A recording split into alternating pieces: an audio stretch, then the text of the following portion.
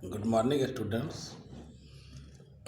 We are discuss about animal fibers wool. We are knowing that animal that's yield wool. Today we know rearing and breeding of sheep. Rearing and breeding of sheep मतलब हुआ भेड़ों का पालन पोषण. Sheep are reared in dry places with low rainfalls where the temperature is moderate. भेड़ का पालन पोषण सूखे जगहों पर किया जाता है जहाँ कम बारिश हो और तापमान मॉडरेट रहे, ना ज़्यादा ठंडा रहे ना ज़्यादा गर्म रहे. They are found in following regions. ये निम्नलिखित क्षेत्र में पाए जाते हैं: hot desert region of Australia, Asia and the Middle East. कहता है ये गर्म क्षेत्र में, जैसे कि ऑस्ट्रेलिया के गर्म क्षेत्रों में, एशिया और मध्य पूर्वी, तथा द कोल्ड कंट्री ठंडे क्षेत्रों में, like northern Europe, Russia, Iceland and South Africa. उत्तरी यूरोप, रूस, आइसलैंड और दक्षिणी अमेरिका में. The best wool comes from International wool secretariat IWS members countries like Australia, New Zealand, South Asia and Uruguay. कहता है कि सबसे अच्छा ऊन जो इंटरनेशनल पैमाने पर होता है, इंटरनेशनल वूल सेक्रेटारिएट IWS जिसका शॉर्ट फॉर्म है, जिसके मेंबर हैं ऑस्ट्रेलिया, न्यूजीलैंड, साउथ एशिया और Uruguay. In India sheep are reared in. ये तो हम लोग पूरे विश्व के बारे में जान रहे थे. अब भारत में कहाँ भेड़ का पालन पोषण किया जाता है, तो हिली रीजन मतलब हुआ पठारी क्षेत्र. पठारी क्षेत्रों में hilly region of Jammu and Kashmir, Himachal Pradesh, Uttarakhand, Arunachal Pradesh and Sikkim. कहा जा रहा है कि जम्मू कश्मीर के पहाड़ी क्षेत्रों में, हिमाचल प्रदेश, उत्तराखंड, अरुणाचल प्रदेश और सिक्किम, इन सबों के पहाड़ी क्षेत्रों में भेड़ का पालन पोषण किया जाता है. Plains of Haryana, Punjab, Rajasthan and Gujarat. मैदानी क्षेत्रों में हरियाणा, पंजाब, राजस्थान और गुजरात के क्षेत्रों में सिर्फ भेड़ का पालन पोषण किया जाता है. Sheep are herbivorous and graze mainly on grass and weeds. कह रहा है कि भेड़ जो है वो शाकाहारी है, वो केवल घास खा के जीवित रहता है. They are also feed on a mixture of pulses, jowar, corn, oil, cake and leaves. और उन्हें हम मिक्सचर भी ज्वार, दाल, मकई, वाइल केक मतलब खल्ली जिसको बोलते हैं, और पत्ते, इन सबको मिक्स करके भी भूसा में दे सकते हैं. In winter they are kept indoor and given dry fodder and leaves. ठंडी के समय में उन्हें दरवाजे के अंदर रखा जाता है, इंडोर में रखा जाता है, और उन्हें सूखे घास और पत्ते खाने के लिए दिए जाते हैं. They need fresh water and fresh air to survive. उन्हें साफ पानी और साफ हवा चाहिए जीवित रहने के लिए.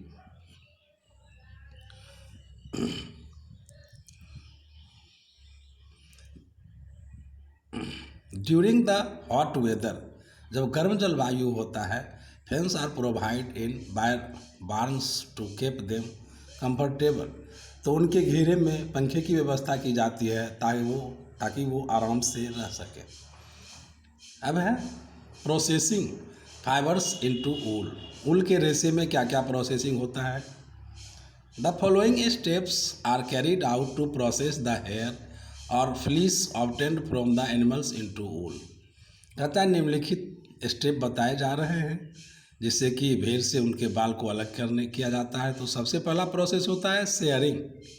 इन this process the thick growth of hair of the sheep along with a layer of a skin is removed. कहता है इस प्रक्रिया में जहाँ उनके घने बाल उगे रहते हैं, कहने का मतलब है कि स्किन से एक लेयर ऊपर या स्किन के पास से जो उनके बाल होते हैं वो हटाया जाता है. इस प्रक्रिया को शेयरिंग कहते हैं. It can be done in 2 ways. ये दो तरीके से किए जाते हैं, manually with a large razor clipper और ए पेयर ऑफ सीजर, या तो बड़े रेजर से, क्लीपर से या कैंची से। कहता है with the help of a shearing machine when a large number of sheep have to be shared.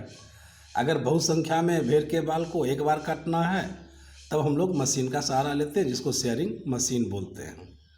Sharing is carried out mainly during summer so that the hair grow back in winter. कहता है गर्मी में उनके बाल काटे जाते हैं ताकि ठंडी में फिर से उनके बाल आ जाएं। अब है स्कोरिंग।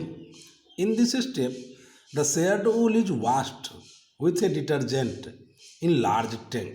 कहता है इस प्रक्रिया में जो शेयर्ड वूल है, जो भेड़ के बाल, उसके शरीर से अलग किए गए बाल हैं, उसको बड़े टैंक में सफाई की जाती है। पाउडर मतलब जिसको सर्फ हम लोग बोलते हैं, डिटर्जेंट बोलते हैं, उससे उस सारे बाल को सफाई किया जाता है। To removal dirt, grease and sweat, उस बाल में जो पसीना है, जो गंदगी है, उन सबको हटाने के लिए। In large factories machine are use for scouring. बड़े बड़े कारखानों में मशीन से ये काम किए जाते हैं। The washed wool is treated with an acid and dried by low heatings. और जो साफ किया हुआ ऊन है उसको फिर से एसिड में धोया जाता है और फिर हल्के तापमान पे सुखाया जाता है। उसके बाद का स्टेप है sorting. In this process the cleaned wool is sorted according to its texture. इस प्रक्रिया में जो साफ किए ऊन हैं उनको छोटे छोटे गट्ठर बनाए जाते हैं उनकी चमक के अनुसार। उसके बाद है separating burrs. Burrs are the small fluffy fibers which are present in the fleece of sheep. These can also be seen on some of the sweaters we wears.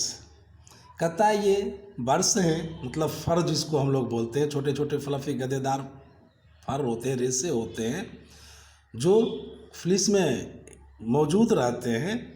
वो कभी कभी आपको स्वेटर वेटर पे हल्के हल्के उगे उगे बाल जैसे दिखते हैं, फर जैसे दिखते हैं, वो होते हैं। The burrs are separated and process of scouring is repeated. Burrs को अलग किया जाता है और स्कोरिंग वाली प्रक्रिया जो है, जो साफ करने की, वो प्रक्रिया पूरी की जाती है। The hair are then twisted into fibre. उसके बाद उसको एक दूसरे के साथ ट्विस्ट करके धागे के रूप में, फाइबर के रूप में तैयार किए जाते हैं। उसके बाद होता है dyeing. The fleece of sheep and goats is naturally black.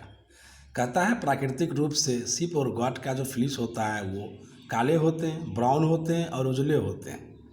It is died in different colour. अगर इन तीन कलर को छोड़ के दूसरा कोई भी कलर करना है तो उस कलर में जिसकी डिमांड है, जिसकी ज़रूरत है, उसमें उसको कलर किया जाता है।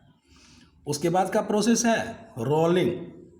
The fibres are strengthened, combed and rolled into yarn. रेशे को मजबूत किया जाता है, फिर उसको कॉम्ब किया जाता है, फिर उसके बाद धागे के रूप में रोल किया जाता है। 2 types of yarn are produced by this method. 2 तरीके के धागे इस मेथड से बनते हैं।